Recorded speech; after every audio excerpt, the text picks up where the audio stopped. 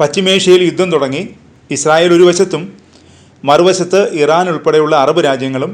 ഇസ്രായേലിനെതിരെ ശക്തമായ പ്രതിരോധമാണ് അറബ് രാജ്യങ്ങൾ ഉയർത്തുന്നത്. ലെബനനിൽ കഴിഞ്ഞ ദിവസമാണ് ഇസ്രായേൽ കരയുദ്ധം തുടങ്ങിയത്. പിന്നാലെ ഇസ്രായേലിനെ ആക്രമിച്ച് ഇറാനും എത്തി. ഇതോടെയാണ് പശ്ചിമേഷ്യൻ സംഘർഷം തുറന്ന യുദ്ധത്തിലേക്ക് നീങ്ങിയത്. ലെബനനിൽ യുദ്ധം തുടങ്ങിയതോടെ ഇസ്രായേലിനെതിരെ റഷ്യ പ്രതികരിച്ചിരുന്നു. സംഘർഷം തുടരുന്നതിനിടെ ലെബനനിൽ നിന്ന് സൈന്യത്തെ പിൻവലിക്കാനാണ് റഷ്യൻ പ്രസിഡന്റ് വ്ളാഡിമിർ പുടിൻ ഇസ്രായേലിനോട് ആവശ്യപ്പെട്ടിരിക്കുന്നത്. ലെബനനിലെ ആക്രമണം പശ്ചിമേഷ്യൻ സംഘർഷം തീവ്രമാക്കുമെന്നും റഷ്യ മുന്നറിയിപ്പ് നൽകുന്നു. ഇറാനിലേക്ക് ഉന്നത ഉദ്യോഗസ്ഥനെ അയച്ച ശേഷമാണ് ഇസ്രായേലിനെതിരെ പുടിൻ നേരിട്ട് പ്രതികരിച്ചിരിക്കുന്നത്. ലെബനനിൽ നിന്ന് പുറത്തു പോകണമെന്ന് തന്നെയാണ് പുടിൻ നെതന്യാഹുവിനോട് ആവശ്യപ്പെടുന്നത്. അമേരിക്ക സൈന്യത്തെ വിന്യസിച്ചാൽ റഷ്യ യുദ്ധത്തിൻ്റെ ഭാഗമാകുമോ? ലോകം ഉറ്റുനോക്കുന്നത് ഇതാണ്. അമേരിക്കയും റഷ്യയും പശ്ചിമേഷ്യൻ യുദ്ധത്തിൻ്റെ ഭാഗമായി വരുന്നതോടെ ലോകം മൂന്നാം ലോക മഹായുദ്ധത്തിലേക്ക് നീങ്ങുമോ എന്ന ആശങ്കയാണുള്ളത്. ഒക്ടോബർ 1-നാണ് ഇസ്രായേൽ ലെബനനിൽ കരയാക്രമണം തുടങ്ങിയത്. പിന്നാലെയാണ് മുന്നറിയിപ്പുമായി റഷ്യ എത്തിയത്.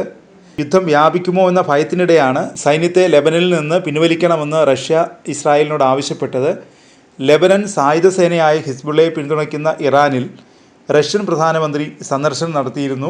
ഈ സാഹചര്യത്തിലാണ് റഷ്യയുടെ മുന്നറിയിപ്പിൻ്റെ പ്രാധാന്യം വർദ്ധിക്കുന്നത്. പുടിൻ നേരിട്ടാണ് സന്ദേശം നൽകിയിരിക്കുന്നതെന്നതും ശ്രദ്ധേയമാണ്. ലെബനൻ പ്രദേശത്ത് നിന്ന് ഇസ്രായേൽ സൈന്യത്തെ പിൻവലിക്കണം. മിഡിൽ ഈസ്റ്റിലെ സംഘർഷം സമാധാനപരമായി പരിഹരിക്കാനുള്ള നീക്കമാണ് നടത്തേണ്ടത്, പുടിൻ പ്രസ്താവനയിൽ പറയുന്നു. സെപ്റ്റംബർ 30-നാണ് റഷ്യൻ പ്രധാനമന്ത്രിയും ഇറാൻ പ്രസിഡന്റ് പെസഷ്കിയനും തെഹ്റാനിൽ കൂടിക്കാഴ്ച നടത്തിയത്. യുക്രൈൻ യുദ്ധത്തിനും മിഡിൽ ഈസ്റ്റിൽ സംഘർഷം തുടരുന്നതിനുമിടയിലാണ് ഇരു രാജ്യങ്ങളിലെയും നേതാക്കൾ കൂടിക്കാഴ്ച നടത്തിയത്. ഇറാനും റഷ്യയും തമ്മിൽ അടുത്ത സഹകരണം വേണമെന്ന് പെസഷ്കിയൻ കൂടിക്കാഴ്ചയിൽ പറഞ്ഞു. ഇറാനെയും റഷ്യയും ഒറ്റപ്പെടുത്താൻ ശ്രമം നടത്തുന്നതിന് അമേരിക്കയെ പെസഷ്കിയൻ കുറ്റപ്പെടുത്തുകയും ചെയ്തു.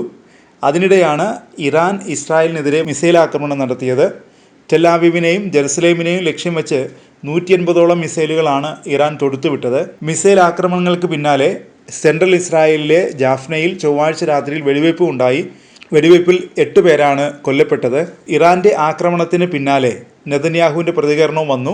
ഇറാൻ രാത്രിയിൽ ഒരു വലിയ തെറ്റ് ചെയ്തു, അതിനുള്ള മറുപടി കൊടുക്കും.